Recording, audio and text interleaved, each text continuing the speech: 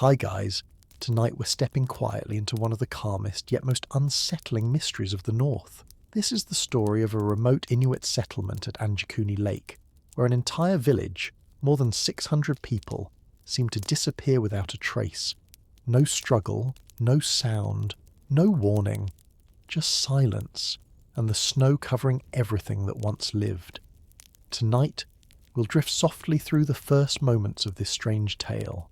If you appreciate calm, reflective journeys through forgotten times, don't forget to tap like, subscribe, and share in the comments where you're watching from.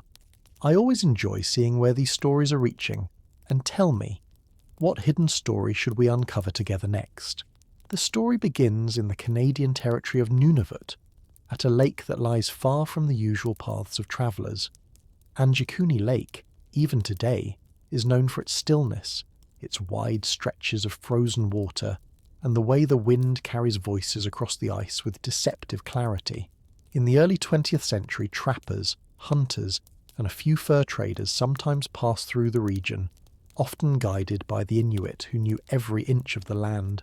The village on the shores of the lake was not large, but it was steady, rooted in tradition and in the rhythm of the seasons.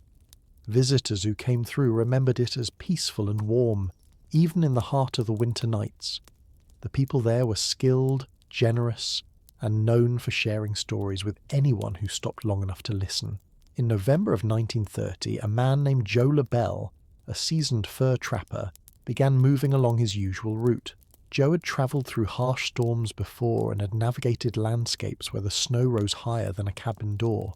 He was used to loneliness, to the quiet of the Arctic nights, and to the steady rhythm of his own footsteps echoing across the frozen world.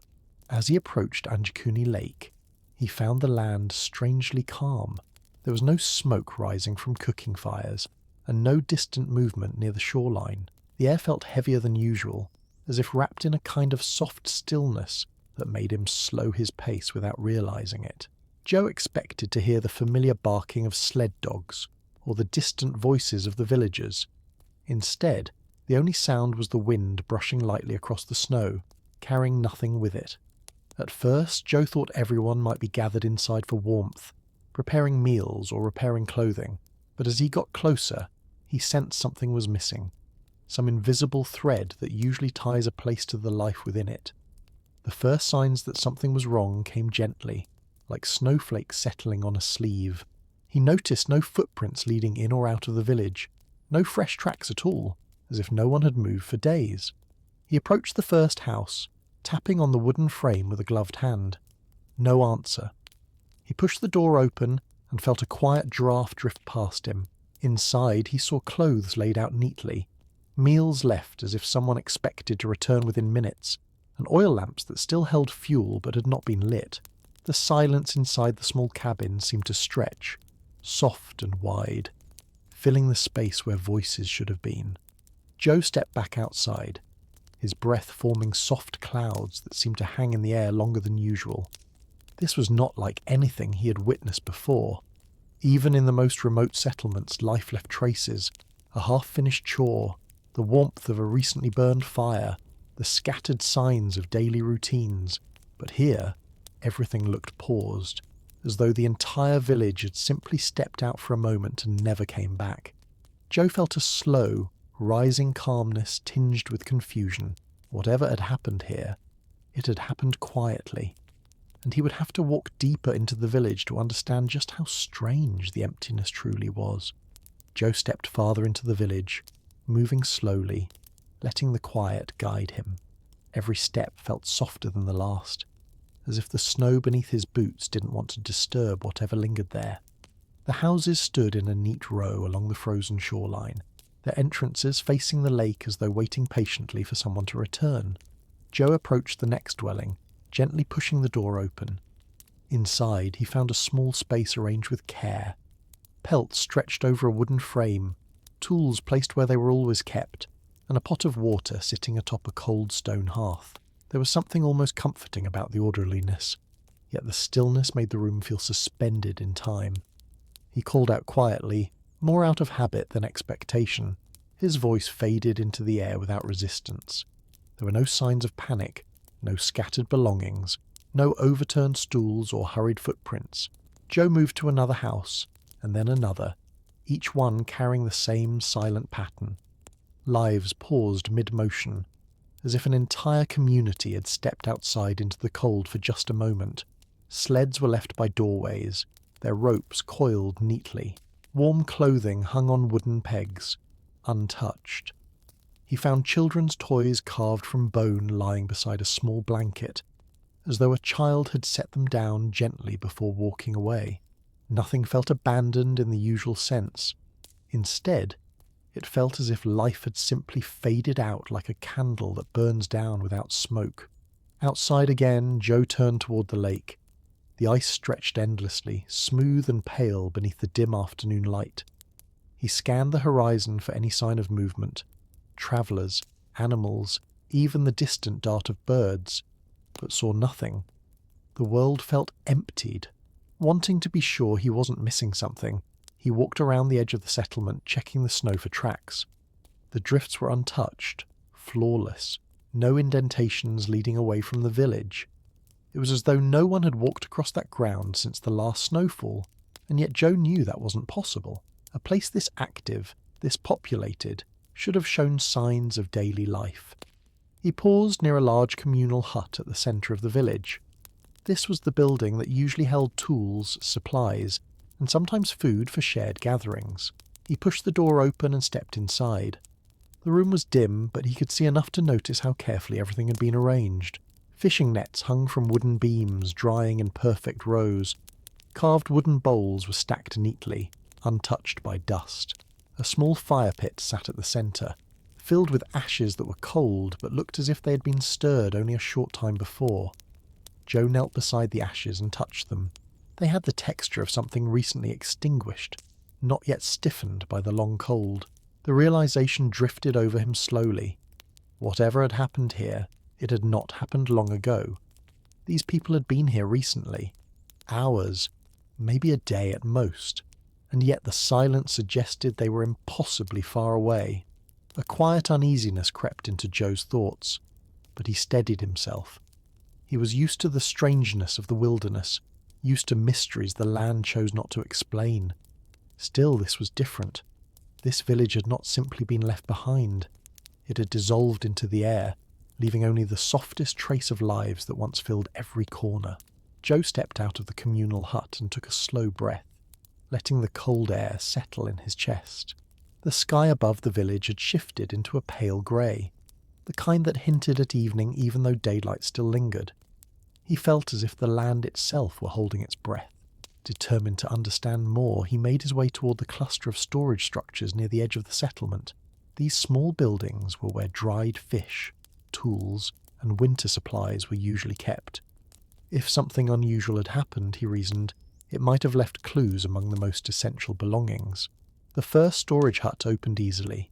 Inside, bundles of preserved food hung neatly from beams, untouched. There were fish packed carefully in woven baskets, their surfaces lightly frosted but otherwise fresh. Nothing had been taken or disturbed. Joe knew that in the wilderness, no group would leave behind a winter's supply unless something had forced them to leave instantly. He stepped back into the snow and turned toward the next hut, noticing again the complete lack of footprints. Even the dogs, usually so lively, always leaving trails across the snow, had not left any signs. The village, full of people and animals, had become as spotless as untouched land. In the second hut, Joe found more of the same. Everything organised, nothing missing. Tools that would be needed daily sat in perfect alignment on wooden shelves. A pair of snowshoes leaned against the far wall, still tied together. A lantern sat on a small crate with a nearly full reservoir of oil. It felt like walking through a world frozen not by cold but by absence. As he exited the hut, he noticed the soft shift of the wind, carrying with it a faint creak. Joe paused, listening. At first he thought it might be a door moving slightly in the breeze, but the sound did not repeat. The village remained still. He decided to search the shoreline next. Moving slowly, he followed the frozen edge of the lake. The ice glimmered under the dim light, showing no cracks or discoloration. The surface looked undisturbed, smooth as if no one had travelled across it recently. Joe knew that many Inuit families used the lake for fishing, especially along the shallow areas where ice holes were often cut. But when he reached one of the known fishing spots, he found the holes neatly covered with wooden lids, sealed to keep out snow. No one had opened them in some time. He brushed snow from one lid and noticed that the edges were cleanly cut, showing no signs of chipping or scraping that would come from recent use. Whatever had happened, it had occurred before anyone returned to tend these spots. Standing at the edge of the frozen lake, Joe took a long look back at the village. The cabins, the storage huts, the communal building, all sat in perfect quiet, arranged like a scene prepared for people who never arrived. He felt a slow heaviness settle over him, not of fear but of confusion layered with a strange calm. The land was too silent for something so large to have gone unnoticed. No storm, no sickness, no sudden danger could have taken so many people without leaving some mark. Yet here he stood, surrounded by a village that looked paused mid-life. As he turned away from the lake, he wondered if perhaps someone had left a message, some small sign explaining where they had gone. And so, with deliberate steps, he headed toward the northern edge of the settlement, where the elder's hut stood, hoping that inside he might find the first real clue. The elder's hut stood slightly apart from the rest of the village, positioned near a gentle rise in the land where the snow drifted in softer waves. Joe approached slowly, feeling an unexplainable sense of anticipation. If any place held answers, he thought, it would be here, where the wisdom of generations had gathered and where important decisions were often discussed. The door opened with a faint groan as he pushed it inward. Inside, the air felt stiller than in the other huts, as though the room had been holding on to its silence for a long time. Small carved charms hung from the ceiling beams, swaying slightly when the door closed behind him. Their gentle movement made delicate tapping sounds like distant raindrops. The interior was tidy but lived in. Furs lay neatly by the low bed, and a large wooden chest rested near the wall, its lid closed. A stone lamp sat on a small table, filled with hardened oil that had not yet gathered dust. Joe stepped closer to the table and saw a carved bone bowl placed next to the lamp. Inside, he found a handful of dried herbs, meticulously arranged. Everything suggested that the elder had left only briefly, perhaps expecting to return within moments. Yet there was no sign of a recent activity, no warm ashes, no footprints, no disturbed snow just outside the entrance. Joe moved to the wooden chest and lifted the lid. Inside were carefully folded garments, ceremonial items, and a few small tools with handles polished from years of use. Nothing appeared missing or hurriedly taken. A small pouch lay near the corner of the chest, tied tightly with twine. Joe picked it up, shook it gently, and heard the soft rattle of carved bones inside. Divination pieces, he guessed. He placed the pouch back exactly where he found it, feeling the weight of the stillness around him. As he stood in the centre of the room, he noticed the faint scent of smoke lingering in the air, though the hearth was completely cold. It was as if someone had extinguished the fire shortly before leaving. Carefully and without panic, he crouched beside the hearth, brushing a finger through the cooled ash. Like the ashes in the communal hut, these two retained a subtle softness that suggested they had been warm not long ago. Joe rose and stepped back outside. The sky had dimmed further, with the pale Arctic twilight stretching across the horizon.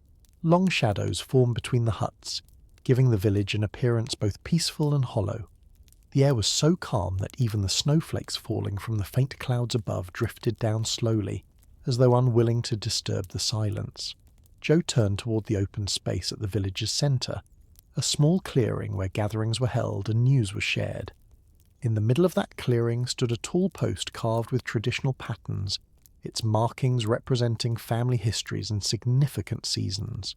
He approached it now, letting his hand rest lightly on its cold surface. The post stood firm, unmoved, but something unusual caught Joe's attention. Near the base, just beneath the snow, he saw a few small objects arranged in a careful line. He brushed the snow aside with his gloves and revealed 3 carved stones, each etched with a unique symbol. They seemed intentionally placed, as though marking something important. Joe's mind turned over the possibilities. A message, a warning, a signal left behind for someone who never arrived? The meaning was unclear, and the stones gave no immediate sense of direction. Yet they were the first objects that felt purposeful, not simply part of abandoned daily life. Standing there in the deepening twilight, Joe felt the first quiet hint that whatever happened in this village might extend far beyond ordinary explanations. Joe lifted the 3 carved stones carefully, letting the dim light fall across their surfaces. Each symbol was unique, one shaped like a looping arc, another like a cluster of lines pointing outward, and the third resembling a small circle broken at one side. He had seen traditional carvings before, but these felt different, less decorative, more deliberate. He placed them back exactly as they were and stood slowly, letting the calm silence of the clearing settle around him. The village seemed to breathe with a stillness that made every sound feel distant. As Joe looked around, he noticed something he had missed earlier. A tall wooden rack used for drying animal hides stood empty. Normally hides would hang through winter, toughening in the cold air, but the rack was bare. Not even a scrap of fur caught in its beams. It wasn't unusual for hides to be removed, but doing so would require time and effort, and there were no signs of such activity nearby. Snow beneath the rack was perfectly smooth.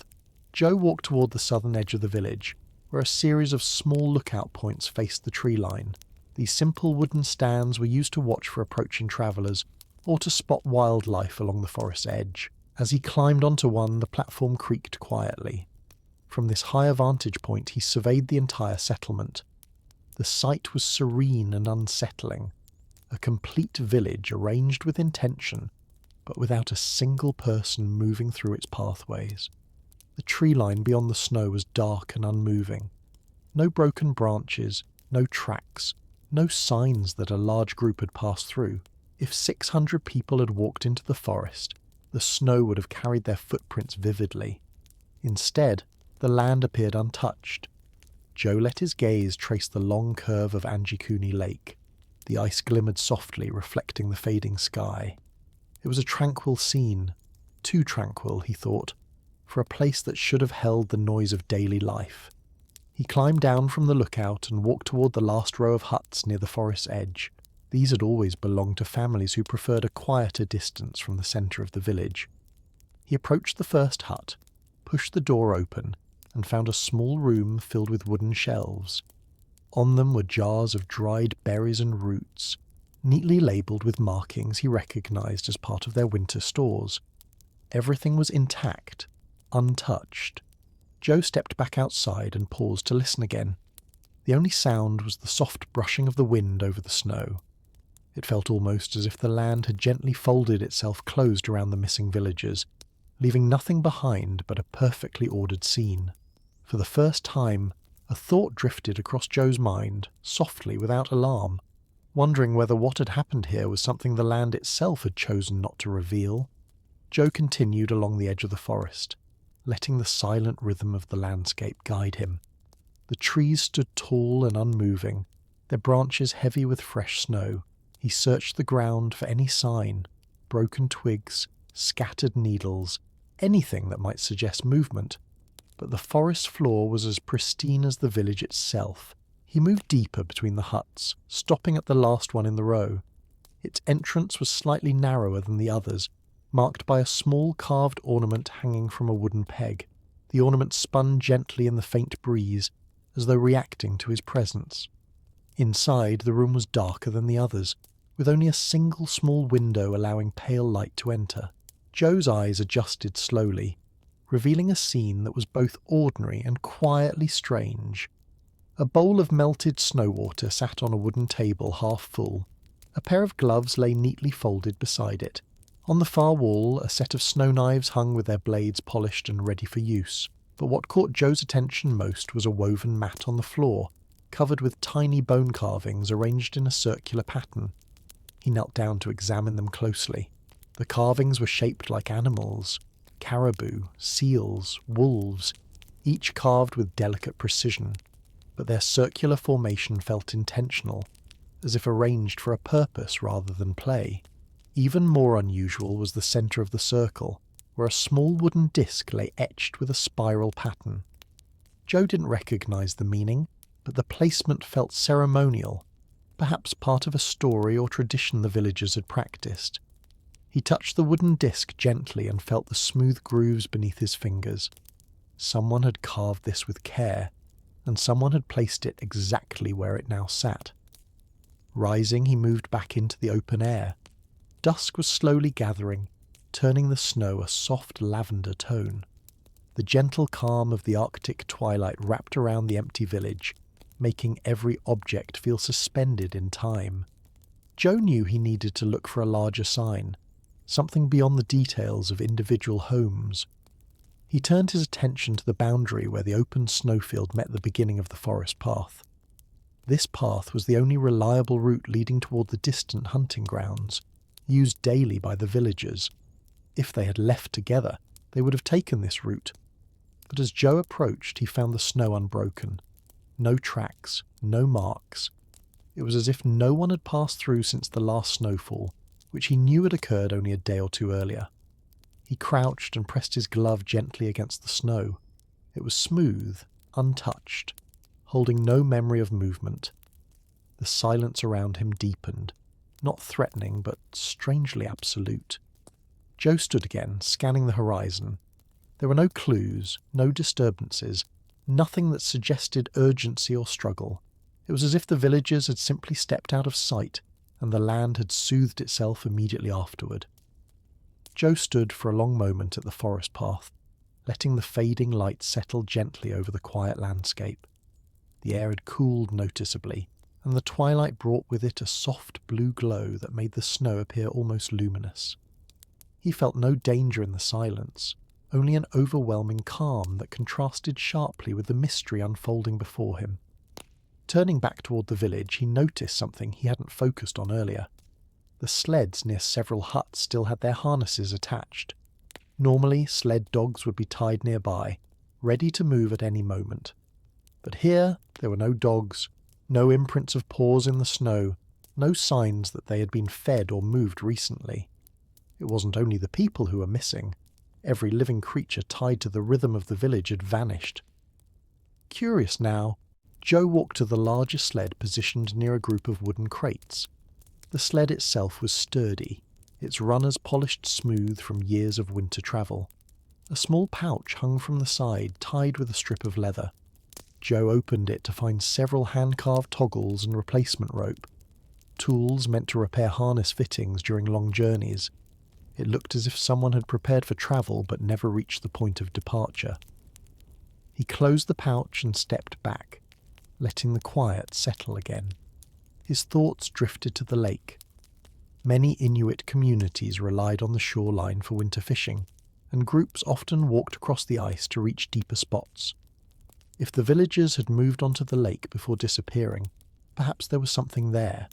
A sign, a gap in the ice, anything. Joe made his way toward the water's edge once more. The lake felt larger now under the evening sky, stretching wide and calm like a frozen sea. He scanned the smooth surface carefully. No cracks, no holes, no unusual shadows beneath the ice. The entire expanse looked undisturbed. Slowly he walked along the shoreline until he reached a narrow inlet where the water tended to freeze last. This area often showed signs of wildlife, from fox tracks to the marks left by wandering caribou. But tonight, the inlet was perfectly smooth, covered in a thin layer of new snow. Nothing had walked through, not even a bird. As Joe stared out across the still water, he felt a quiet truth settling over him. Whatever had taken place here hadn't happened in panic. There were no scattered belongings, no urgent choices, no signs of struggle or rushed departure. Instead, it felt as though the village had been gently lifted from the land, leaving everything behind except the people themselves. The calmness of that idea made the emptiness even more profound. Joe turned back toward the huts, wondering whether something had occurred in the days before. A sign, a story, an unusual event the villagers might have tried to interpret together. He had heard Inuit elders speak of strange lights in the sky, of moments when the land seemed to hum with a quiet energy before settling again. Perhaps something like that had passed through here, but no marks remained to prove it. As darkness gathered more fully, Joe realised he needed shelter for the night. The temperature was dropping quickly, and the Arctic did not forgive those who ignored its rules. He chose a hut near the village centre, one with a sturdy door and an intact hearth. As he stepped inside and lit a small fire, he felt the warmth slowly push back the cold. Outside, the village remained silent and unmoving, its mystery deepening with every passing hour. Joe sat near the small fire he'd built, warming his hands as gentle flames flickered against the walls of the hut. The room glowed softly, casting long shadows across the neatly arranged objects inside. The warmth brought a sense of comfort, but not clarity. The mystery of the empty village hung in the air like a quiet fog settling into every corner of his thoughts. He took a slow breath and looked around again. On a nearby shelf he noticed a small wooden box with intricate carvings along its edges. Curious, he opened it carefully. Inside were several handwritten notes on thin pieces of hide, each containing symbols and shapes drawn with dark ink.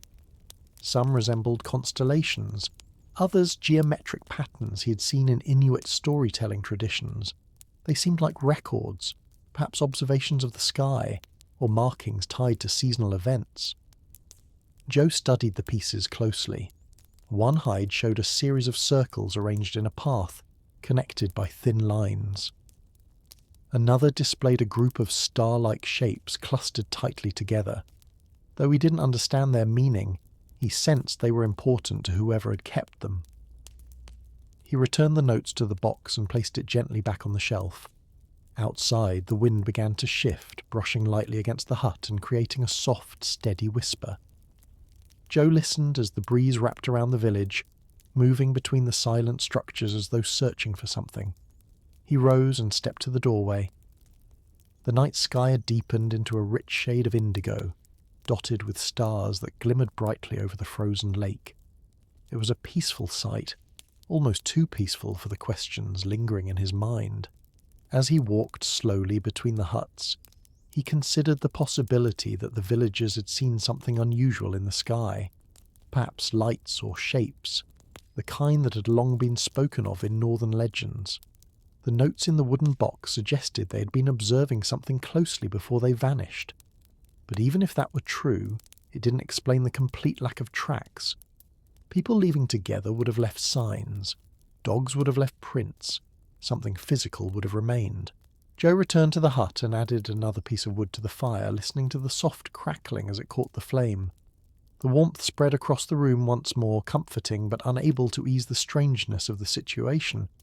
He thought about his plan. In the morning he would search beyond the village, perhaps follow the shoreline further, or explore deeper into the forest. Someone must have left something behind, some indication of direction or intention. As exhaustion settled in, Joe lay down on one of the furs near the hearth. The fire's glow dimmed slowly as sleep pulled at him.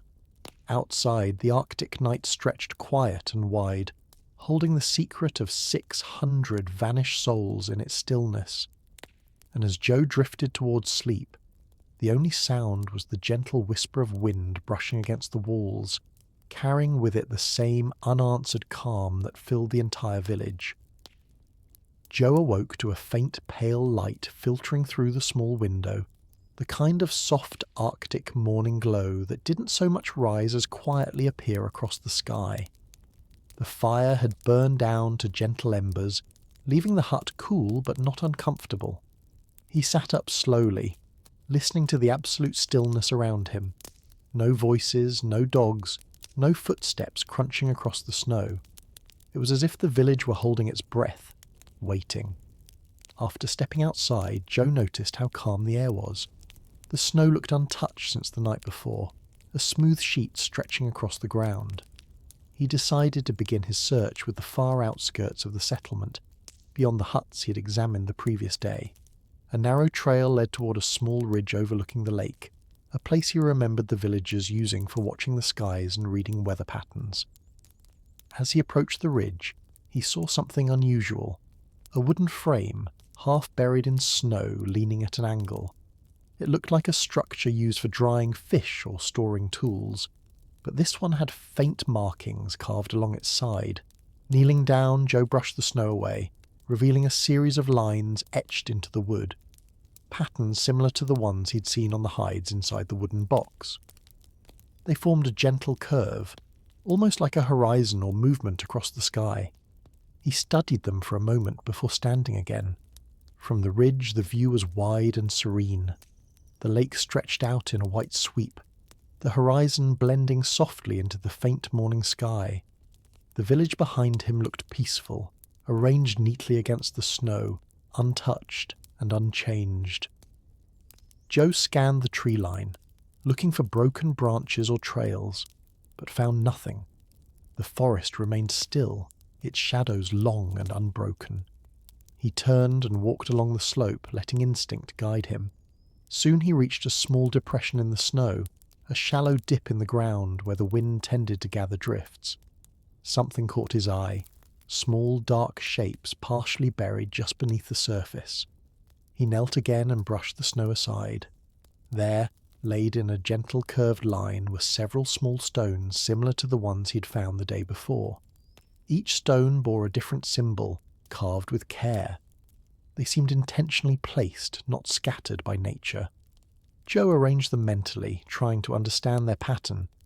They didn't form a message he could read, but they carried purpose, as if marking a path or event only the villagers would recognize.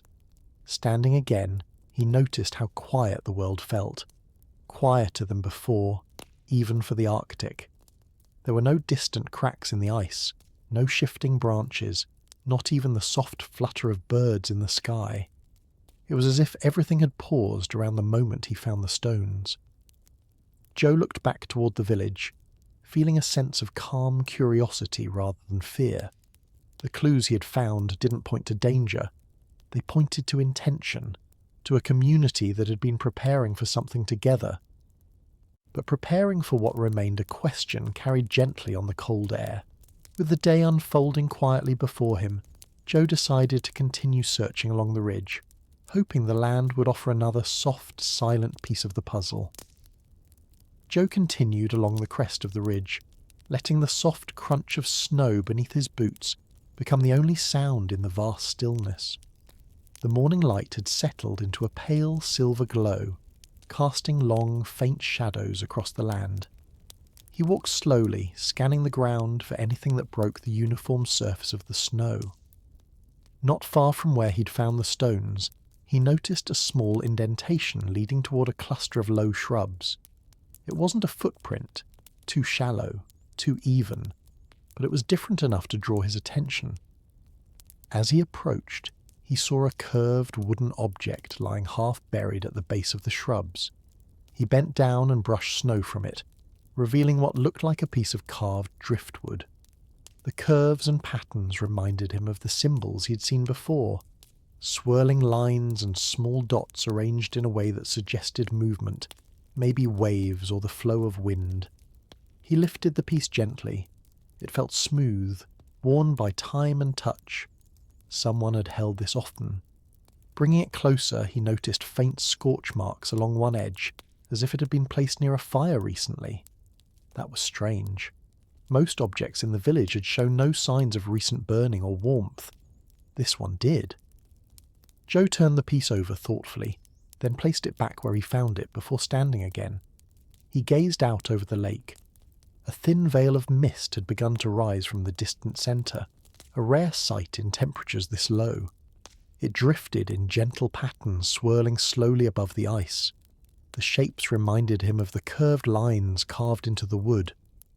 Maybe the villagers had seen something similar, something in the sky or across the water that meant more to them than it did to him. He walked farther along the ridge, stopping when he reached a small overhang of rock. Beneath it, sheltered from the wind, was a narrow alcove in the snow. Inside lay several small items arranged neatly: a bone needle, a strip of sinew, 2 polished stones, and a small container made from carved horn. They didn't look like they'd been dropped or forgotten. They looked placed, almost like an offering. Joe crouched beside them, feeling a quiet respect for the arrangement. Inuit traditions often honoured the land, the weather, or the spirits tied to both. Perhaps this was connected, a gesture before travel, or before a communal event. The items were untouched by snow except on their edges, meaning they had been placed here before the last light snowfall. That matched the timeline of the villager's disappearance. Rising again, he let his gaze sweep the entire area one more time. Nothing appeared disturbed. Not a single track, not an imprint, not a broken branch. Everything, from the smallest stone to the widest drift of snow, seemed arranged in a deliberate calm. Joe felt no fear, only an ever-growing sense of quiet wonder. The village hadn't been abandoned in chaos. The people had left with intention, and whatever they had prepared for, they had done so together. The question remained, where had they gone, and why had the land erased every trace of their path? With these thoughts resting gently in his mind, Joe began the walk back toward the silent village, hoping the next discovery would guide him further into the mystery. As Joe made his way back toward the village, the sky shifted into a calm midday brightness, muted by a thin veil of clouds stretching across the horizon. The light softened the shapes of the huts, making them appear almost like shadows resting gently on the snow. Approaching the centre of the settlement, Joe decided to revisit the communal areas, places where the villagers spent time sharing stories, preparing food and planning seasonal activities. Perhaps something there would offer a clue he'd missed before. He stepped into the large central hut again, letting the familiar stillness wash over him. The fishing nets hanging from the beams looked just as he remembered, carefully arranged, clean and undisturbed. He ran his hand lightly along one, noticing the absence of any signs of recent use. Usually nets carried traces, the faint smell of fish, the residue of water, but these felt almost new, as if they had been cleaned thoroughly and then left untouched. Moving deeper into the room, he examined the long wooden table at the centre. On it rested several bowls filled with dried plants and herbs, sorted into small piles. It looked like someone had been preparing mixtures, possibly for cooking, or maybe for traditional remedies. But nothing appeared unfinished. Each pile was cleanly arranged, as though the task had reached a natural pause before time itself froze around it. He noticed a small knife lying beside one of the bowls. Its blade was still sharp, showing no signs of rust or neglect. Joe picked it up gently, then set it back down exactly where it had been. There was something unsettling about tools left in such perfect order. Tools that should have been in use daily. He stepped outside again. The air felt slightly warmer, though the snow remained crisp and unmelted. As he walked between the huts, Joe paused at the sight of a tall wooden pole adorned with hanging ornaments made from bone and driftwood. He remembered seeing something similar the day before near the carved stones. Approaching it, he realized these ornaments formed a pattern, dangling in a slow, steady rhythm as the light breeze brushed against them. Each piece carried a carved symbol. Joe studied them one by one. Some resembled traditional patterns, while others were unfamiliar, like swirling shapes and clusters of dots he had seen only in passing. The arrangement felt ceremonial, like a message marked in motion rather than written words. When the breeze stilled, the ornaments hung silent again. Joe noticed, just beneath the pole, a small circular depression in the snow. At first he thought it was a simple drift, but the edges were too clean, forming a nearly perfect ring. Snow inside the circle was compacted slightly, as if pressed gently by something smooth. He knelt beside it, brushing lightly at the surface. It didn't resemble a footprint, too round, too even, but it did suggest contact, a moment when something rested there briefly before being lifted away. Standing slowly, Joe let the faint wind brush against his face. The quiet village felt less abandoned and more paused, as though waiting for something to return.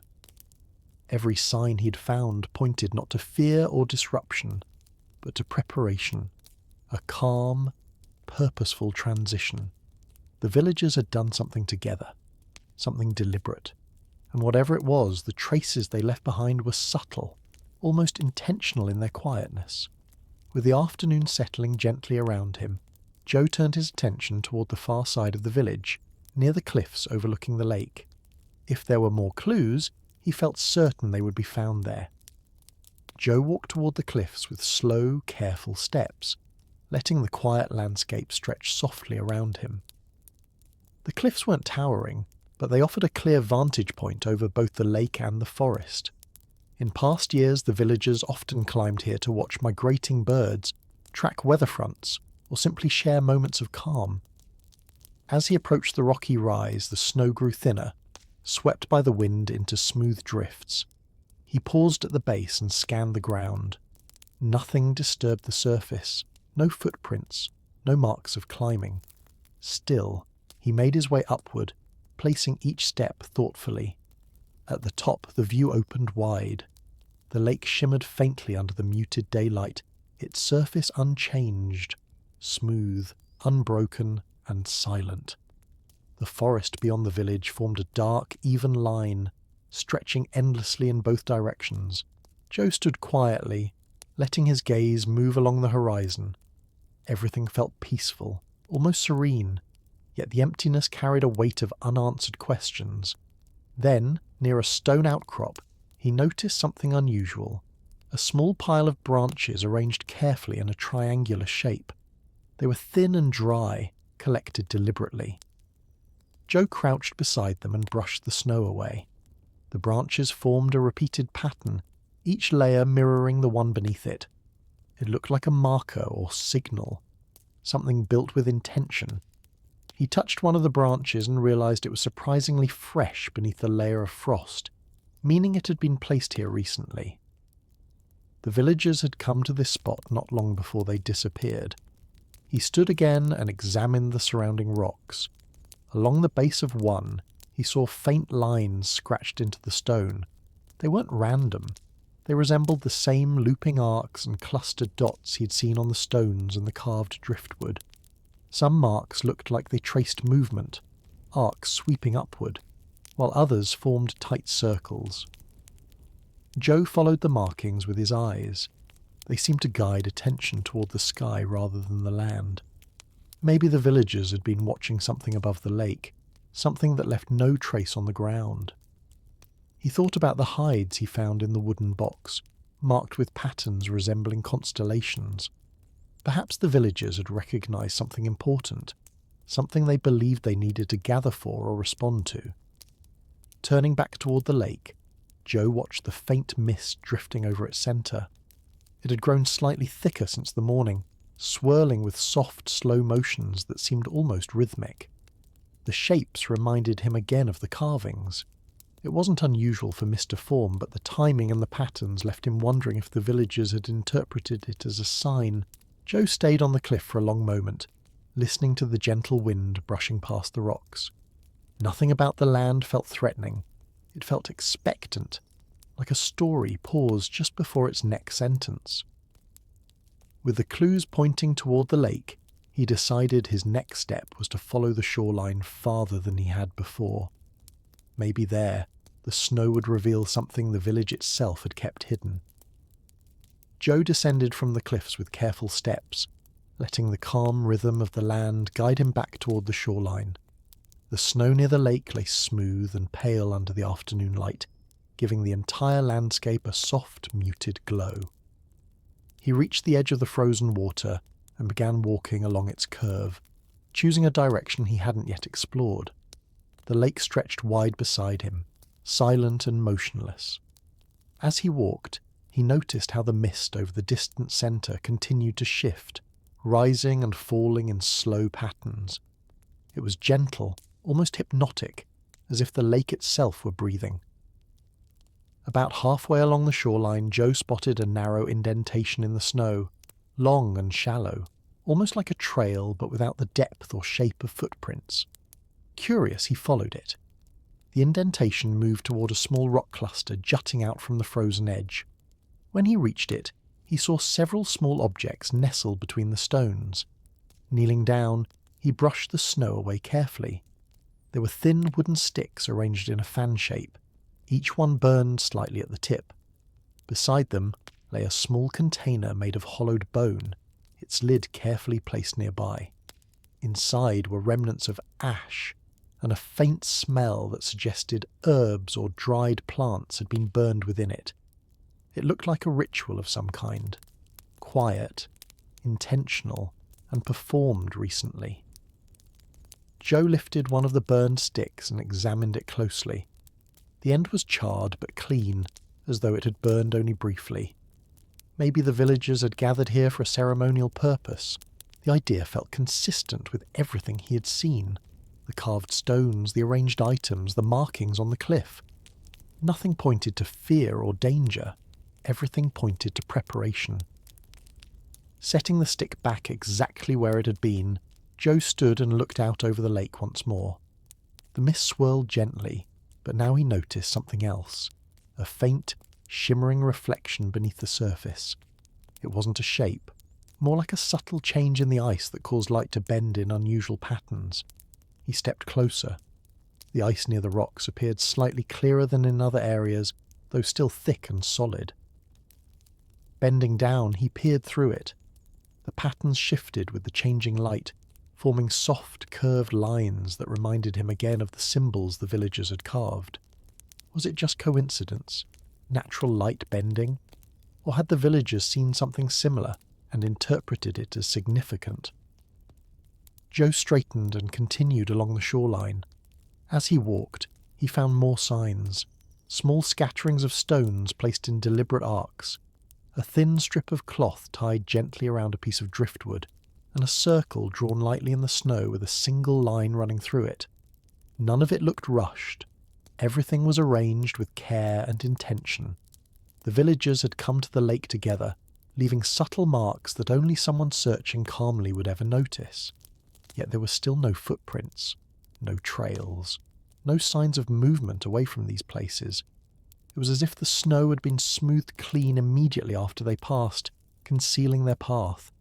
The sun began to dip toward the horizon, casting the first hints of evening gold across the ice. Joe paused, feeling the weight of the landscape settle quietly around him. Whatever the villagers had been preparing for, whatever they had gathered to witness, it had centered around the lake.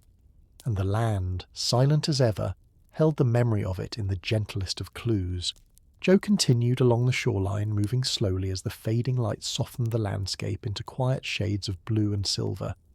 The air was calm, carrying only the faintest whisper of wind across the ice. He scanned the lake's surface carefully, watching the mist drift in smooth, unbroken patterns. Something about the movement felt intentional, not as though the lake itself were alive, but as if it were echoing a rhythm the villagers had once understood. He reached a shallow cove where the shoreline dipped slightly inward, forming a natural shelter from harsher winds.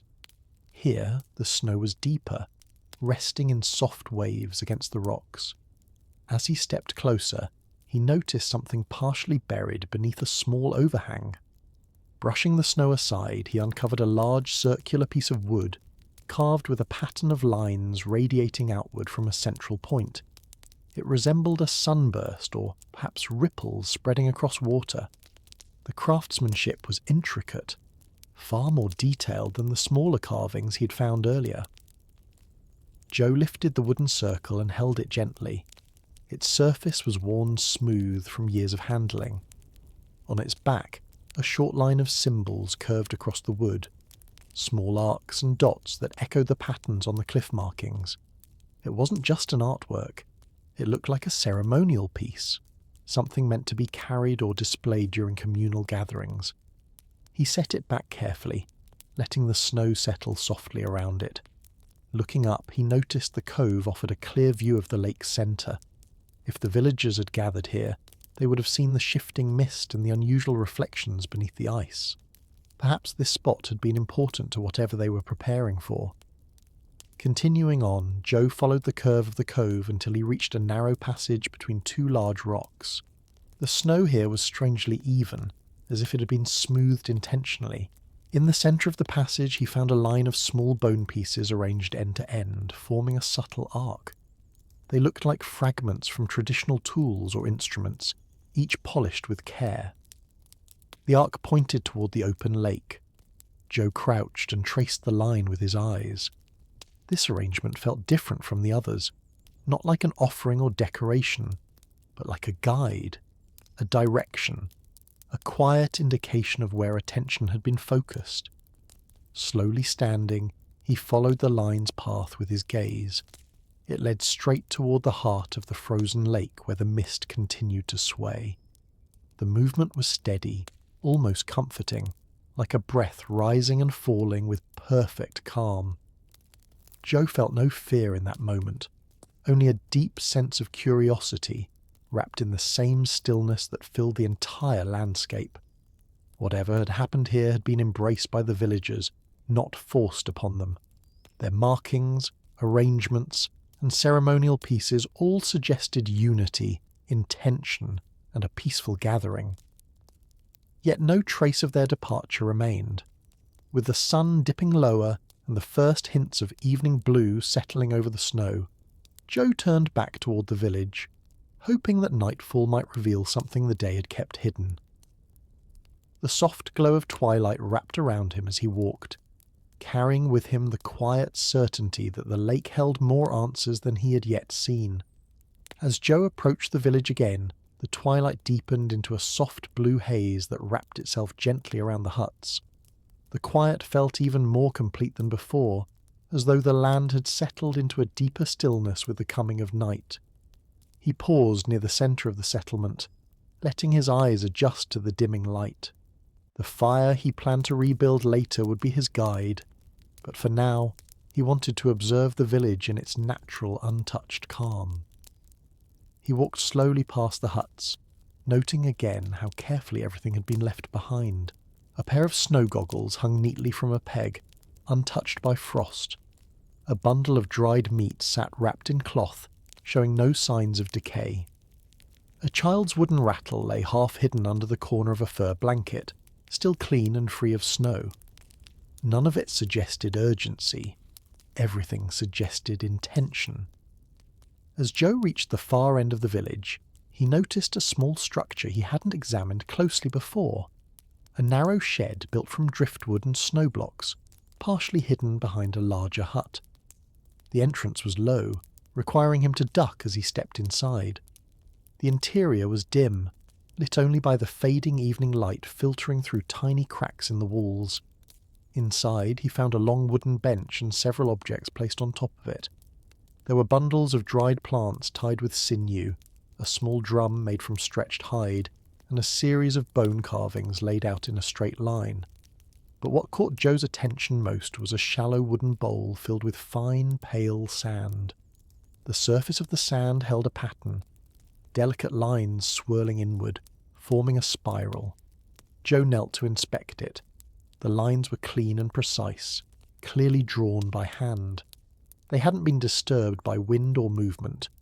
This meant the pattern had been created inside the shed, protected from the elements.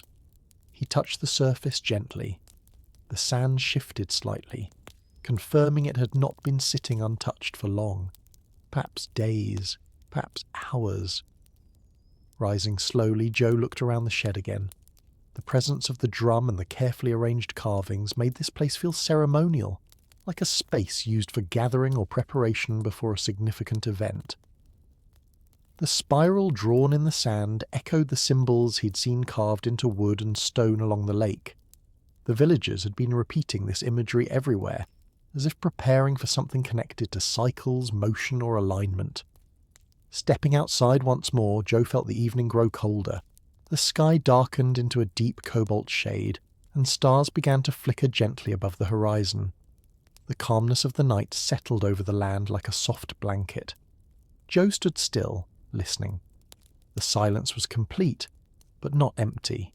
It carried a sense of waiting, as though the land held a memory just beyond reach.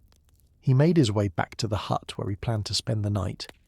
As he lit the fire again and watched the flames rise, he couldn't shake the feeling that he was slowly tracing the edges of something the villagers had understood deeply, something they had prepared for with gentle patience. something the snow had hidden but not erased. Joe sat beside the fire, watching the flames push soft waves of light across the hut's walls. The warmth settled gently into the room, loosening the chill that clung to his clothing. Outside, the Arctic night had fully arrived, deep and still, the kind of darkness that felt calm rather than heavy. As he listened to the faint crackle of burning wood, Joe replayed the day's discoveries in his mind. The carved stones, the arranged bones, the ceremonial markings, the spiral drawn in sand. None of it felt random. Everything pointed toward a shared purpose, something the villagers had prepared for not in fear but with quiet unity. He rose and stepped toward the doorway, pulling aside the fur that covered it.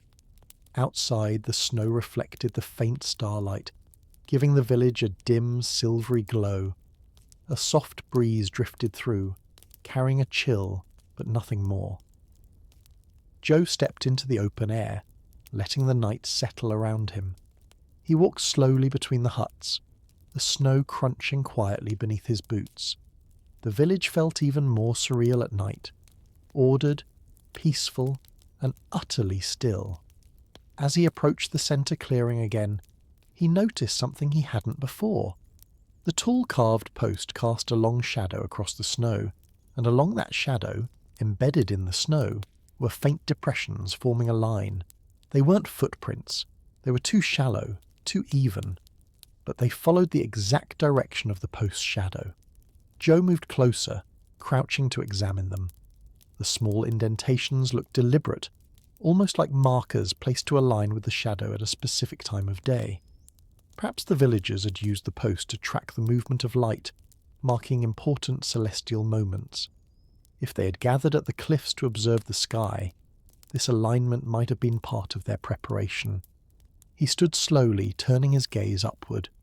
The stars were bright tonight, scattered across the sky in clear patterns. Joe recognized a few constellations the villagers often referenced, but something about the sky felt different. Not ominous, just unusually crisp, as though the stars had sharpened their glow. As he watched, he noticed a faint band of shimmering light stretching low across the horizon, too dim to be the aurora borealis, but bright enough to draw attention. It wavered gently, barely visible unless one focused. Joe watched it for a long moment, feeling the same quiet curiosity that had followed him since he first stepped into the empty village. Maybe the villagers had seen this too, seen it grow, shift, or brighten. Maybe they had believed it meant something. The cold crept into his hands and he returned to the hut. As he settled by the fire once more, he considered the villagers' preparations. Whatever event they had anticipated, it had involved the lake, the sky, and a shared sense of purpose.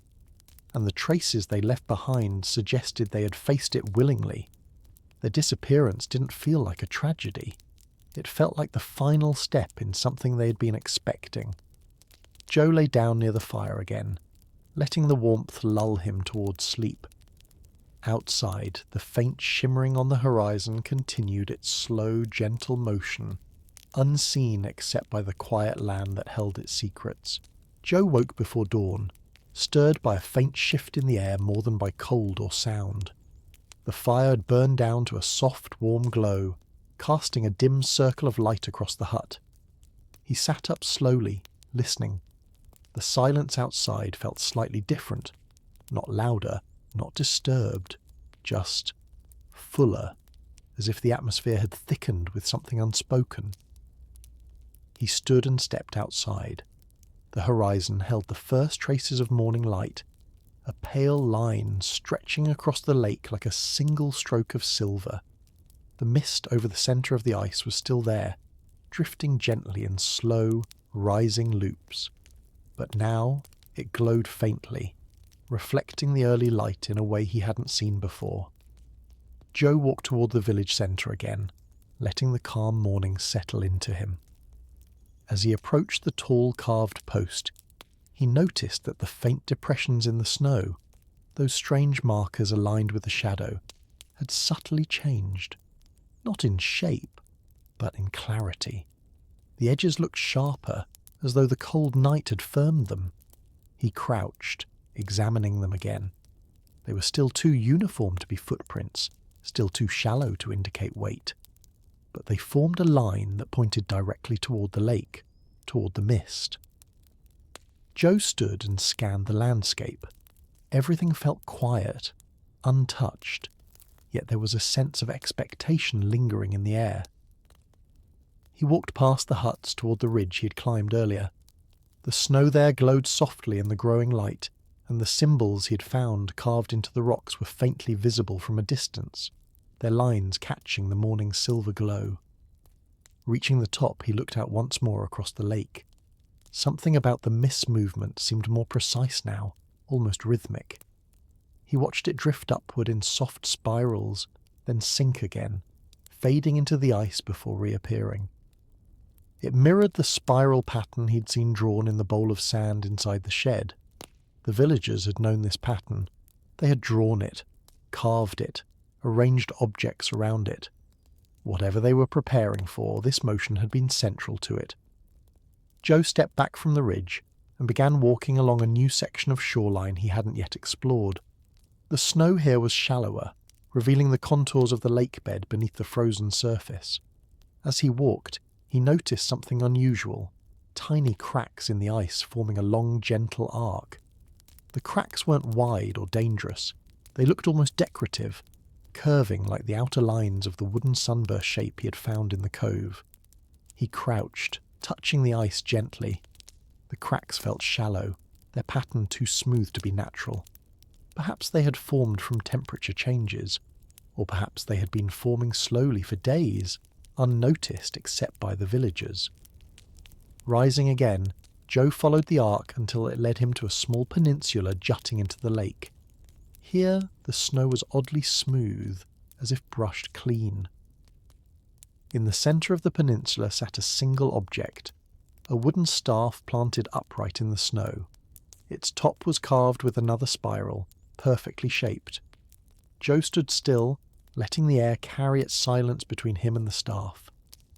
Something about this place felt like a threshold, an edge where the villagers had gathered, watching something unfold across the ice.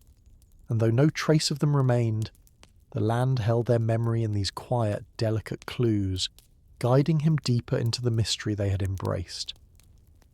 Joe approached the wooden staff slowly, letting the soft crunch of his boots be the only sound breaking the morning stillness. The staff stood firmly in the snow, untouched by wind or weather, as if someone had placed it with deliberate care. The carved spiral at its top was intricate, its grooves deep and smooth, suggesting hours of patient craftsmanship. He circled it once, examining the ground around it. Unlike the rest of the shoreline, where the snow had natural dips and drifts, the area surrounding the staff was almost perfectly level. No footprints, no disturbances, just an even, lightly frosted surface that hinted at being brush smooth. Joe crouched and touched the snow. It was firm, neither recently disturbed nor naturally wind-packed. Whatever had created this uniform surface had done so intentionally. He stood again and looked out toward the centre of the lake. The mist still rose slowly, shimmering faintly in the pale morning light. It drifted in spirals now more than waves, moving in loops that matched the carved symbol on the staff. Joe felt a quiet realization settle in. The villagers had been following a pattern, one they saw not only in their carvings and rituals, but in the land and sky around them. As he stood there, he noticed something to the left of the peninsula, a small cluster of stones arranged in a half-circle. They were uneven in size, but placed with precision, each one spaced the same distance apart. Joe walked toward them and knelt down, brushing the thin layer of frost from their surfaces. Each stone bore a single carved line, some vertical, some diagonal, some curved.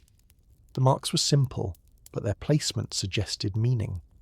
He remembered the stones he'd found earlier that formed an arc near the village centre.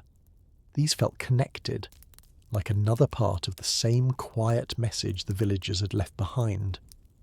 Standing again, Joe followed the curve of the stones with his eyes. They pointed not directly toward the mist, but slightly to the right, toward a wide, flat section of the lake's frozen surface. He walked in that direction, letting the subtle clues guide him.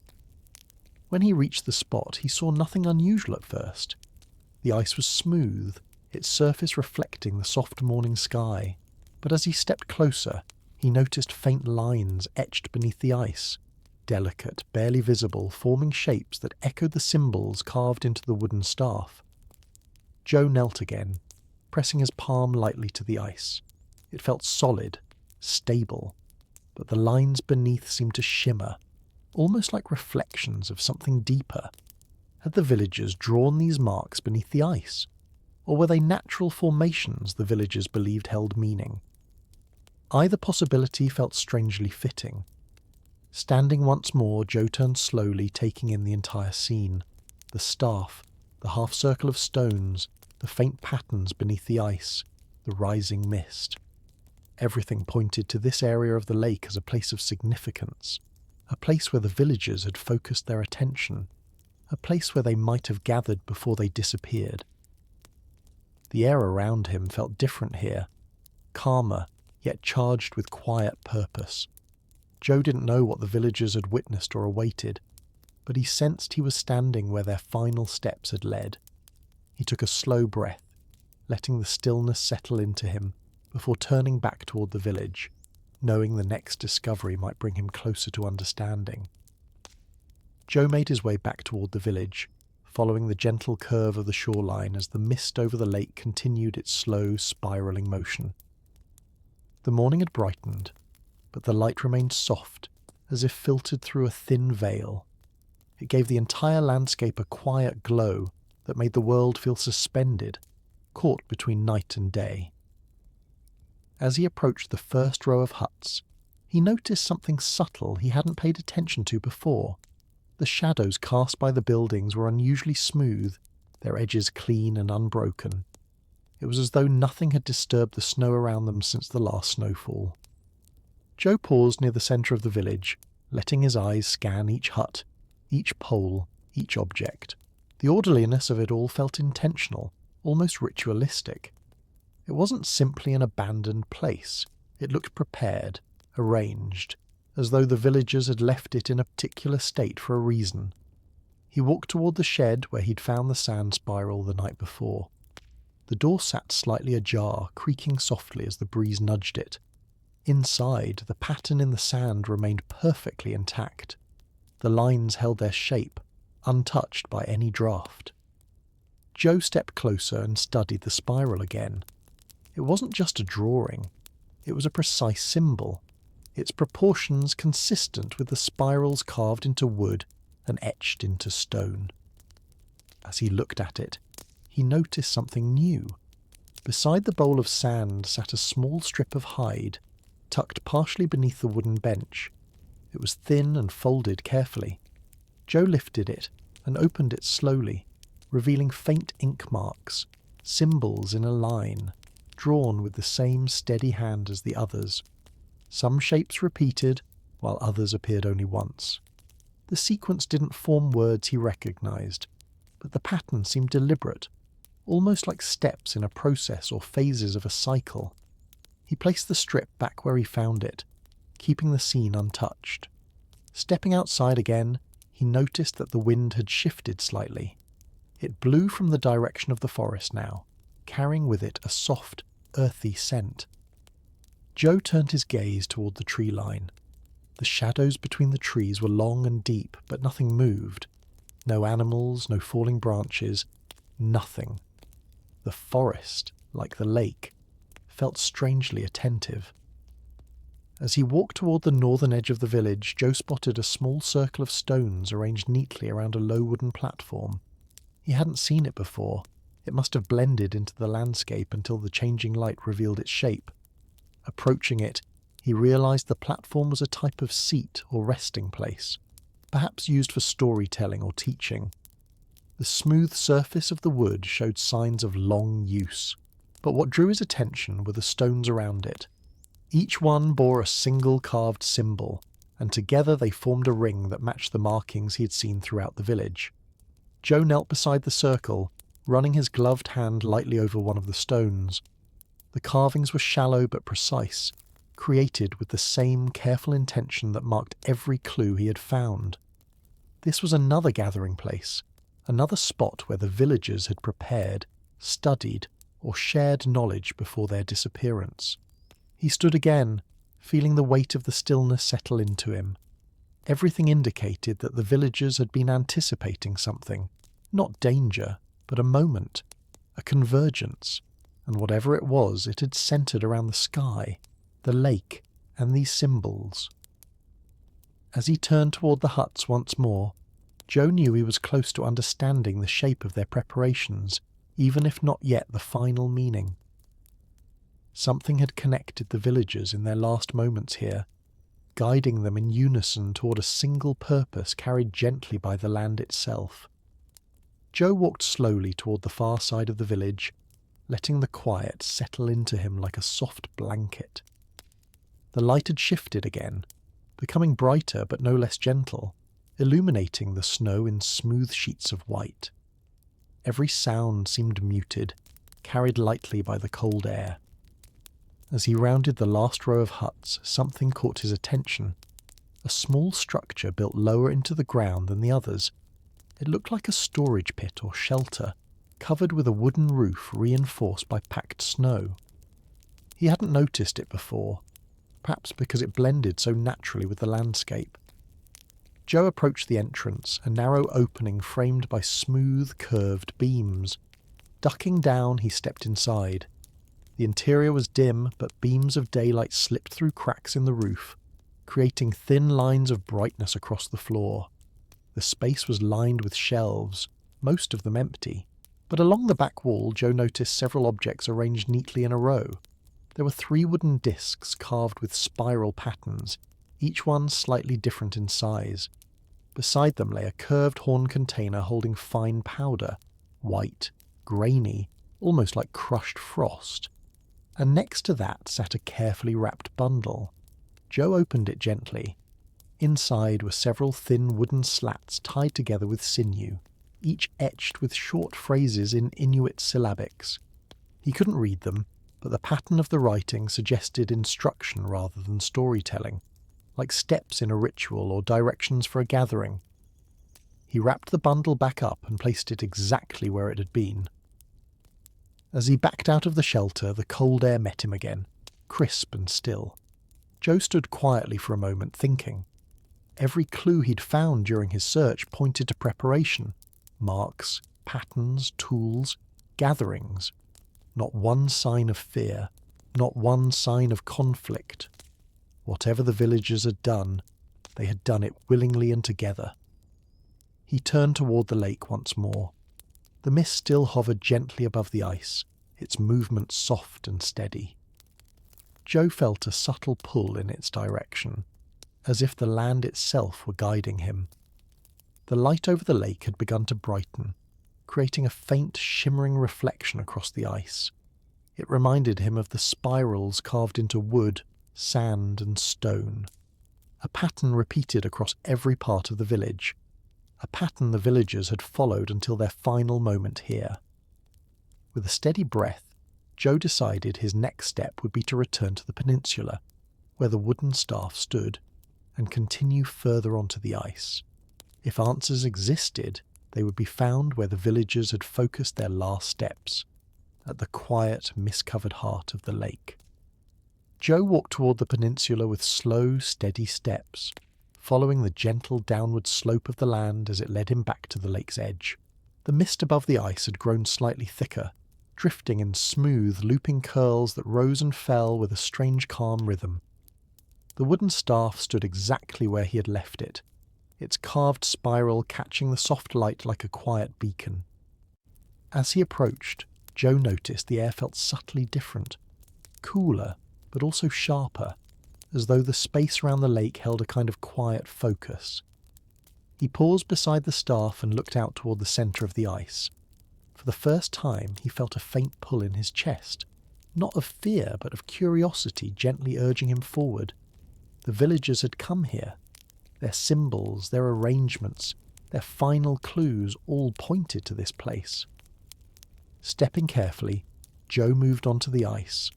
The surface held firm beneath his boots, smooth and slightly reflective.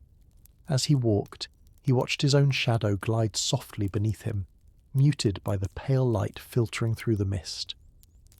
A few yards from the shoreline, he saw something subtle but distinct. Circular marks beneath the surface, faint but visible, forming wide rings that overlapped. They didn't look like cracks or natural patterns. They looked intentional. Joe crouched, touching the ice with his glove. The rings lay deep below, as if etched into older layers of frozen water. He stood and continued forward slowly, following the rings as they curved toward the lake's centre. The mist thickened with each step, wrapping the world in a soft haze. Yet Joe felt strangely calm, as if he were walking into a place the villagers had moved toward with quiet assurance. A few more steps brought him to a slight change in the ice. It wasn't a break, not dangerous, but a shift in clarity, where the surface appeared almost glass-like. Beneath it, he saw more of the swirling patterns, arranged in shapes that echoed the markings he had seen carved into stones and wood across the village. Spirals, rings, lines in gentle arcs. It was as if the lake itself had mirrored the symbols the villagers had been studying. Joe stood still, letting the mist drift around him. The air was silent, but not empty. It felt as though the land held its breath in a slow, steady pause. Looking back toward the shoreline, he realized how far he had walked. The village appeared small now, softened by distance and morning light. Ahead of him, the center of the lake remained quiet, the mist glowing faintly like a veil. Joe took a slow breath, feeling the calm settle deeper into him. Whatever had drawn the villagers here, it wasn't chaos. It wasn't fear. It was something they had accepted, something they had moved toward willingly. And he felt closer now to understanding the path they had taken across this silent, frozen world. Joe took another careful step across the ice, letting each movement settle fully before shifting his weight forward. The mist grew denser around him, softening the horizon and blurring the distant shapes of the village. Yet the ice beneath his boots remained solid and calm, its surface smooth as if polished by the cold itself. He continued toward the lake's centre, following the faint circular patterns beneath the ice. The deeper he walked, the more clearly he saw them, spirals fading into one another, rings overlapping in gentle arcs. They reminded him of the symbols carved into the wooden discs, the sand patterns, and the spirals drawn on stones. It was as if the villagers had mirrored what the lake already held, repeating what they observed in the frozen world around them. About halfway to the centre, Joe encountered something new, a small cluster of objects frozen just beneath the surface. He knelt and brushed away the thin layer of frost covering the ice. Beneath it lay 3 smooth stones arranged in a triangle, each marked with a carved line. They hadn't fallen there naturally. They had been placed intentionally, and over time the ice had grown around them. Joe pressed his palm lightly to the surface. The stones lay deep, perfectly preserved.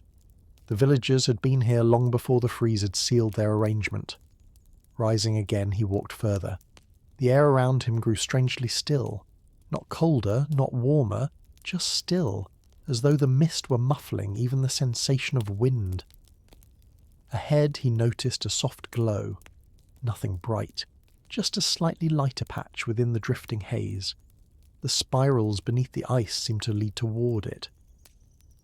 As he approached, the glow remained subtle but steady. It wasn't a reflection. It wasn't sunlight. It was simply present, like a quiet marker waiting for him. Joe stopped a few paces from it and looked down again. Here, the ice was clearer than anywhere else on the lake. Beneath the surface, the spirals were more defined, etched in layers that stretched outward like ripples frozen mid-motion. The patterns were mesmerizing, delicate, balanced, unmistakably intentional. Joe felt a calm certainty settle into him.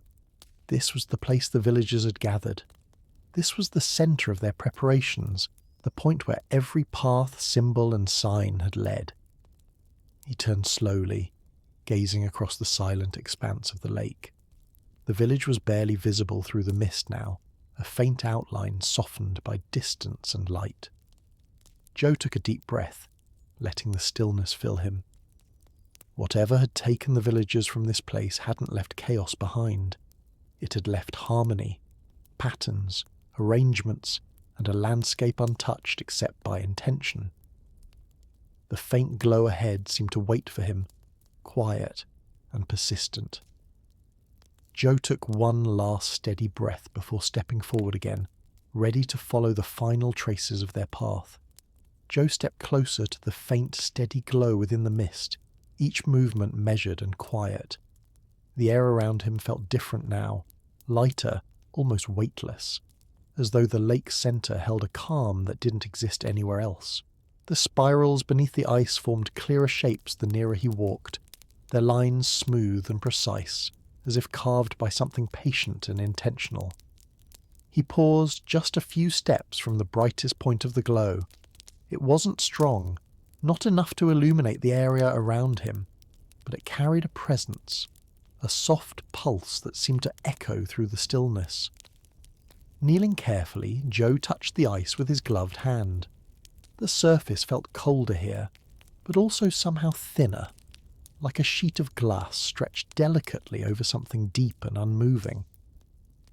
Beneath his touch, the spirals shimmered faintly as the mist drifted above them. They weren't random patterns or cracks. They were arranged with purpose, concentric circles, gentle curves, branching lines, like a map, a message, or the echo of an idea held by the villagers. As he traced one spiral visually, he noticed another cluster of objects frozen just beneath the surface. These were smaller, thin pieces of bone carved into tiny shapes. Some looked like arrows pointing inward toward the centre. Others resembled lines of movement or faces of a cycle. Joe felt a soft understanding settling over him. The villagers had gathered here not out of fear, but out of expectation. They had seen something, perhaps in the sky, perhaps in the lake itself, and everything they left behind suggested a peaceful acceptance of whatever came next. Looking up, he scanned the sky. The faint, shimmering band he'd seen the previous night had returned, glowing slightly stronger now. It stretched low along the horizon, wavering gently like a distant curtain of light. Maybe the villagers had watched it grow brighter day after day, interpreting its arrival as the moment they had been preparing for. The mist around Joe drifted in slow, graceful circles, as if echoing the shapes beneath the ice. He stayed still, letting the hush of the lake sink deeper into him. There was no sense of danger, no tension, only quiet clarity.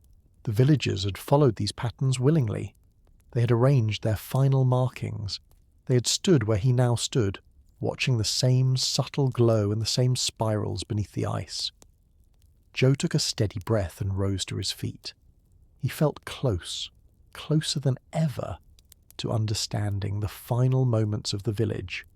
And though he didn't yet know the meaning behind the spirals or the glow, he felt certain that the next step would guide him toward the truth the villagers had embraced. The mist parted gently before him, as if inviting him deeper into the centre of the lake's quiet mystery. Joe stepped forward into the soft opening in the mist, feeling the air shift around him like a slow, gentle breath. The glow ahead remained subtle, never bright enough to dazzle, but constant enough to guide him. As he moved, the ice beneath his boots grew clearer, almost glass-like, revealing deeper layers of the spiraled patterns beneath the surface. They overlapped in graceful arcs, expanding outward from a central point he was steadily approaching. The mist curled around him, not obscuring his vision but softening the world into muted shades of white and silver. The silence deepened, becoming a kind of stillness that felt almost intentional, like the lake itself was holding space for him, waiting for the moment he reached its heart. A few steps later, Joe saw something beneath the ice that made him stop. At the centre of the spirals lay a wide circle, perfectly shaped, smooth and symmetrical. It looked like no natural formation he had ever seen. The edges were too precise, the pattern too deliberate. Inside the circle were faint markings, lines and dots arranged in a way that echoed the symbols carved into the villagers' tools and keepsakes. He crouched slowly, touching the ice with his fingertips. The surface felt colder here, as if this exact spot held a different kind of stillness, one that carried the weight of whatever had happened to the villagers. The circle beneath the ice looked like a gathering point, a place where they had stood together.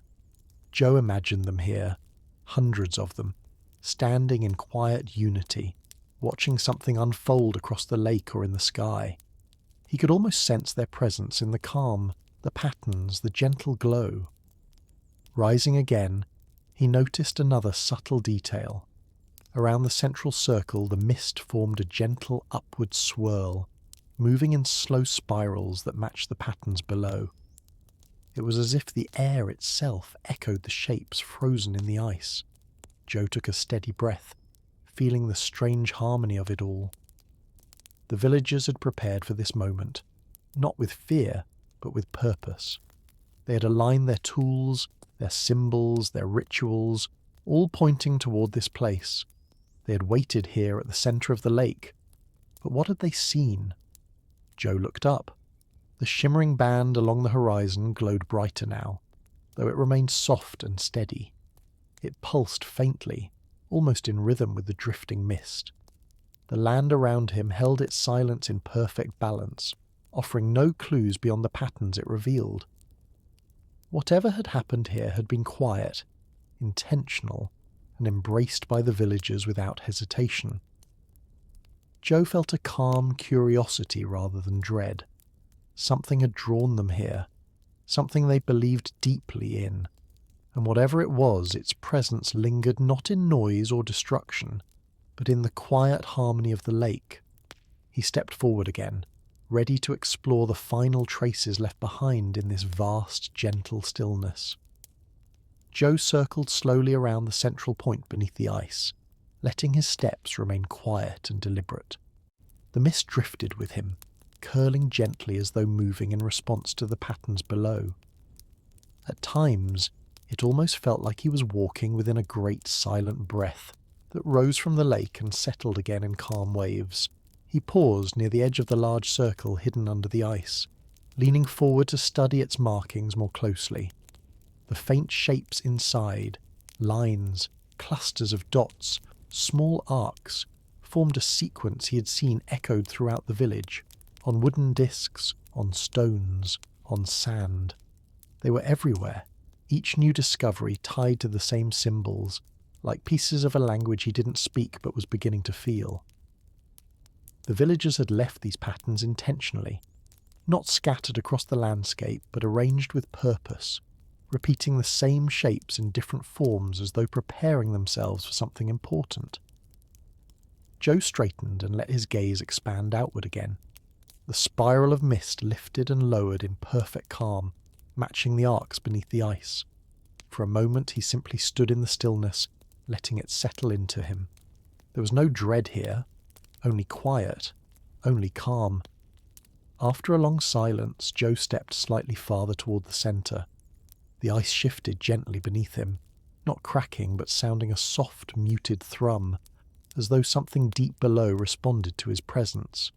It wasn't loud. It wasn't alarming. It was more like the faint vibration of a distant drum, felt rather than heard. He stopped, listening carefully. The vibration faded, leaving the world silent again.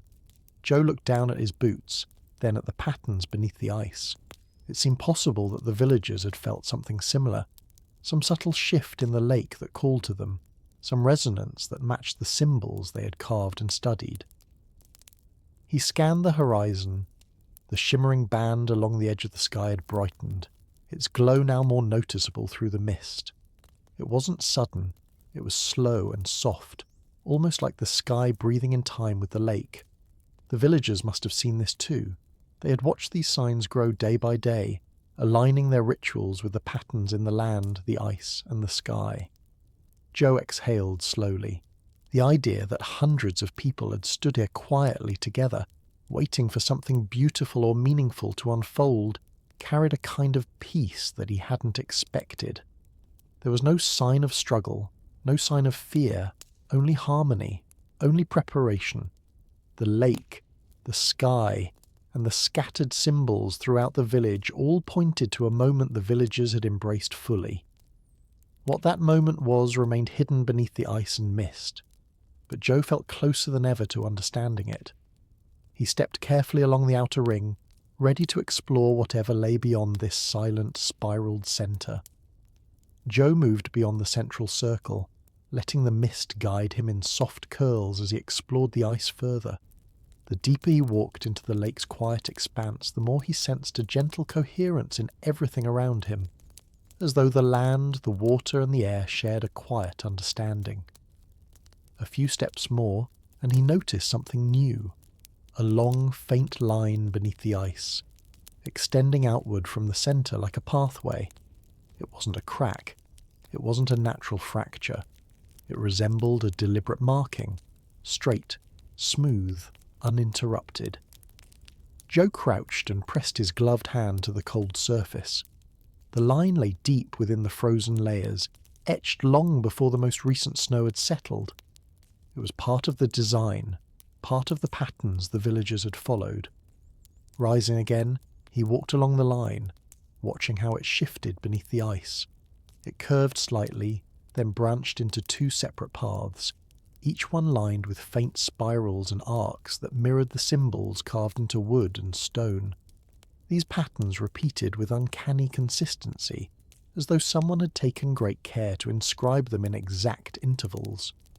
The villagers must have seen these forms beneath the ice and recognized something meaningful within them. Joe followed the branching lines until they widened into a second circle, smaller than the first but equally precise. Inside it, he saw three dark shapes just below the surface. At first he thought they were stones, but as he knelt closer, brushing frost away, he realized they were carved objects, small wooden figures arranged in a triangle. Each figure held a symbol etched onto its surface, one a spiral, one a cluster of dots, one a long arc. The arrangement was unmistakably intentional, frozen in time exactly as the villagers had left it. Joe stared for a long moment. These weren't tools. They weren't offerings. They looked like markers, perhaps representations of elements, cycles, or stages of something the villagers believed in. He stood again and looked around. Everywhere he turned, the ice displayed faint echoes of the same imagery. Spirals, lines, rings, patterns that connected one circle to another, forming a quiet geometry across the lake. It felt like a map, or a message, or perhaps a ritual path. The villagers had walked here, arranged these signs, and stood together at the centre. Whatever they awaited, they had approached it with calmness and purpose. Joe breathed out slowly, watching his breath fade into the mist. The harmony of this place was unlike anything he had ever felt. A serene stillness that didn't vanish but deepened with each step. Across the horizon, the shimmering band of light brightened once more, glimmering through the haze with a slow, pulsing gentleness. Joe felt no fear, only a sense of closeness, as if he were walking beside echoes of the village's final moments. He turned toward the next faint path beneath the ice, ready to follow where it led, knowing it might reveal the last missing pieces of their quiet, unified departure. Joe followed the next faint path beneath the ice, watching how the lines curved gently outward, like branches of a quiet, frozen constellation. The mist around him shifted in soft waves, never thick enough to obscure his view but always moving, as though echoing the patterns below. The stillness had taken on a kind of gentle rhythm now, calm, steady, almost peaceful. A few minutes of walking brought Joe to another widening in the ice. This one was not circular like the others, but shaped more like an oval, elongated and smooth, as if the forces that created it had pulled outward in two directions at once. Beneath the surface lay another arrangement of objects. Joe knelt, brushing frost from the ice to see more clearly. There were 5 items this time, small wooden pieces carved into simple geometric shapes. A circle, a crescent, a narrow line, a spiral, and a shape that looked almost like a rising arc. They were arranged in a sequence, not around a circle, but along a gentle curve that traced the oval's inner edge. It reminded Joe of the drawings on the hide he had found in the shed, shapes arranged like steps in a cycle. He crouched lower, letting his breath warm a small patch of ice until it cleared more fully. The carvings were clean and well formed, untouched by decay. Whatever the villagers had done here, they had done it with intention and care. Joe rose and continued along the faint path. The mist grew lighter here, drifting in thinner strands that revealed more of the distant horizon. The shimmering band of light in the sky had softened but stretched wider now, like a delicate arch resting just above the trees. It felt connected somehow, not as a direct cause but as part of the same quiet rhythm that shaped the lake. Another few steps revealed yet another pattern, long sweeping lines beneath the ice, converging toward a point farther ahead. Joe followed them, moving steadily, listening to the soft thrum of silence around him. Near that convergence he found a small circle of snow that looked slightly different from the rest, more compacted, as if someone had stood there for a long time before the snow settled again. The surface was smooth now, but the shape beneath suggested presence. Joe placed his boot gently beside it. The compacted snow held firm, undisturbed by the years. It felt like an echo, one of many, of where someone had once stood as they waited. He stepped back, imagining dozens of villagers standing in similar positions around the lake, each marking a point in a pattern he was now following. They had formed something large, unified, purposeful, a shape only visible from above or through understanding its rhythm. The realization settled over him gently. Whatever called the villagers had been answered not individually but collectively. Each sign, each carved symbol, each pattern beneath the ice was a piece of something whole. Joe looked toward the lake centre once more. The mist there swirled with a steady calm as though guarding the final piece of the story. He inhaled slowly, feeling the cold air fill his lungs, and stepped forward again, prepared to follow the last faint markings into the heart of the silent mystery. Joe continued forward, following the faint converging lines beneath the ice as they drew him closer to the very heart of the lake. The mist thickened just slightly, rising in slow spirals that drifted upward before dissolving into the pale morning light. The stillness felt deeper here, almost serene, as though every sound had chosen not to exist. The ice below him grew clearer with each step. Patterns hidden before now became visible, broad arcs stretching beneath the surface, overlapping like ripples frozen in time. These arcs connected the circles and ovals he'd seen earlier, forming a larger design that expanded outward across the lake. It was a network, a map, a quiet geometry that mirrored the symbols scattered throughout the village. After several more steps, Joe reached another significant formation beneath the ice. This time, it was a perfect circle, much smaller than the central one he had encountered earlier. Yet inside it lay an arrangement completely different from the others. Beneath the ice were 8 small wooden pieces, each carved into a different shape. A star, a wave, a crescent, a spiral, a vertical line, a curve, a dot, and a small circle. They were arranged not in a pattern around the edge, but in a ring around an empty centre, as though marking positions or phases of something unseen. Joe knelt, observing the shapes carefully. These weren't random. They resembled celestial symbols, phases of movement, cycles of the sky, or changes marked by the seasons. Everything the villagers left behind pointed to a moment of alignment, a gathering that followed the rhythm of both the land and the sky. He stood again, letting the quiet scene sink into him. The shimmering band in the sky grew faintly brighter, spreading out in a thin, graceful arch across the horizon.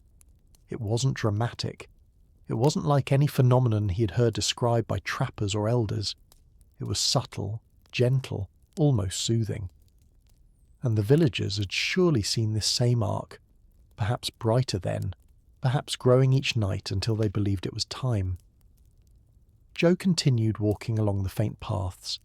The spirals beneath the ice grew larger and clearer, as though he was approaching the point they all radiated from. The mist swirled with a delicate rhythm, rising and falling in patterns that seemed to match the spirals below. He reached a spot where the ice appeared unusually smooth, so smooth it reflected the sky almost perfectly. Beneath this surface lay one final symbol, a large spiral, deeper and more defined than any other, carved into the frozen layers. It stretched outward in perfect symmetry, every line evenly spaced. Joe stared at it in calm wonder. This was the centre of the spirals, of the patterns, of the villagers' preparations. This was the place they had gathered, the heart of whatever they had awaited. The air felt strangely light, almost warm despite the cold. The mist above curled upward in a tall, slow column, as if marking the exact spot where hundreds had once stood together. Joe exhaled softly, feeling a quiet understanding settle over him. He was standing where the villagers had taken their final peaceful step into whatever awaited them. Joe stood at the centre of the great spiral beneath the ice, letting the stillness wrap around him in a soft, steady calm. The mist rose in a smooth column above him, drifting upward before fading into the pale sky. There was no wind, no sound, no movement beyond the gentle swirl of air and the slow shimmering of the distant arc along the horizon. Everything felt balanced, as though the lake itself were holding a quiet breath. He took another slow step, listening to the faint, muted echo of his boots on the ice. The sound seemed to vanish instantly, swallowed by the calm. Joe knelt near the centre of the spiral, tracing the shape beneath the ice with his eyes. The lines radiated outward in perfect symmetry, each curve widening gently like a ripple frozen at the exact moment it reached harmony. The villagers had stood here. He felt certain of it now. This was their gathering point, the place where all their patterns, carvings, and preparations converged. As he watched, the mist shifted slightly, revealing faint impressions beneath the ice. Small, rounded shapes arranged just outside the spiral's centre.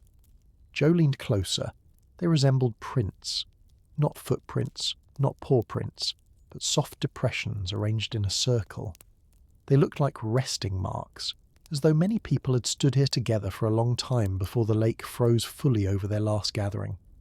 The impressions were faint, almost ghost-like, preserved only because the cold had sealed them away. Joe placed his gloved hand lightly against the ice. Beneath the surface, the shapes felt connected to the spiral, forming the final piece of the villagers' quiet arrangement. He rose slowly, letting the stillness settle back into the silence. The shimmering band of light in the sky pulsed gently again, perfectly timed with the upward drift of the mist. The harmony between sky and lake was unmistakable. The villagers had seen this. They had witnessed the alignment, whatever it meant to them, and they had gathered with calm purpose. Joe looked around the wide expanse of ice, imagining hundreds of people standing just where he stood now, watching the sky's soft glow and the patterns beneath the ice. There was no panic in their final actions, no urgency, only unity, only acceptance. The village had not disappeared by accident or force. They had walked towards something together, something they believed in deeply, something tied to the rhythm of the land and the shifting of the sky. Joe took a slow breath and closed his eyes for a moment. The air felt lighter here, almost warm despite the cold. The mist brushed past him like a gentle hand, fading upward in delicate spirals that matched the marks frozen below. When he opened his eyes again, he realized he no longer felt like an outsider to the story. He was standing inside the moment the villagers had lived, the moment before they stepped peacefully toward whatever awaited them beyond the quiet surface of the lake. Joe remained standing at the center of the frozen spiral, letting the lake's gentle stillness settle into him one last time. The mist continued its slow climb upward, soft and steady, while the shimmering arc along the horizon pulsed with a quiet rhythm that felt almost like a heartbeat in the sky. Everything around him held the same calm balance, the same peaceful pause that had settled over the empty village. He turned slowly, taking in the vast white expanse around him. No tracks marred the snow, no broken ice suggested a sudden event, no scattered belongings hinted at fear. The villagers had left nothing behind but order, patterns, and a sense of purpose. The more Joe observed, the more he understood. This place had not been abandoned. It had been concluded. The huts in perfect condition, the tools arranged neatly, the symbols repeated over and over. The village had been prepared like a space they intended to step away from, not return to. Joe knelt again at the centre of the spiral, running his gloved fingertips over the cold, glass-like surface of the ice. The patterns beneath were beautiful, unexpectedly harmonious, as if shaped by a single hand rather than by nature. They radiated outward with gentle precision, forming something between a message and a memory. He imagined the villagers here, watching the shimmering sky, feeling the same quiet resonance beneath their feet.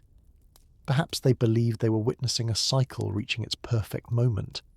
Perhaps the spirals represented an invitation, one they had chosen to follow. Rising again, he let the mist drift past his face. It carried no warmth, no chill, only an unusual softness, as though it belonged to a moment outside ordinary time. Joe turned and began his slow walk back toward the village. The huts emerged gradually from the mist, their shapes muted and still. When he reached the centre clearing, he paused beside the tall carved post, noticing once more the symbols etched along its surface. They now felt familiar to him, like echoes of the patterns he had seen beneath the ice. He touched the post gently, acknowledging the unity between the land, the sky, and the villagers who had vanished. As Joe packed his things and prepared to leave, he knew he carried no fear, no confusion, only a deep, quiet respect for what had happened here. The disappearance of the Anjikuni villagers would remain a mystery to the world, a calm enigma whispered across frozen landscapes. But to Joe, the truth felt less like an unanswered question, and more like a moment of peaceful transition, a step taken by an entire community towards something they embraced together. As he walked away from the silent village, the mist above the lake drifted higher, fading into the pale daylight. The spirals beneath the ice remained hidden, seen by no one else, holding the last gentle memory of 600 souls who had slipped quietly, willingly, into the calm beyond the edge of the known world.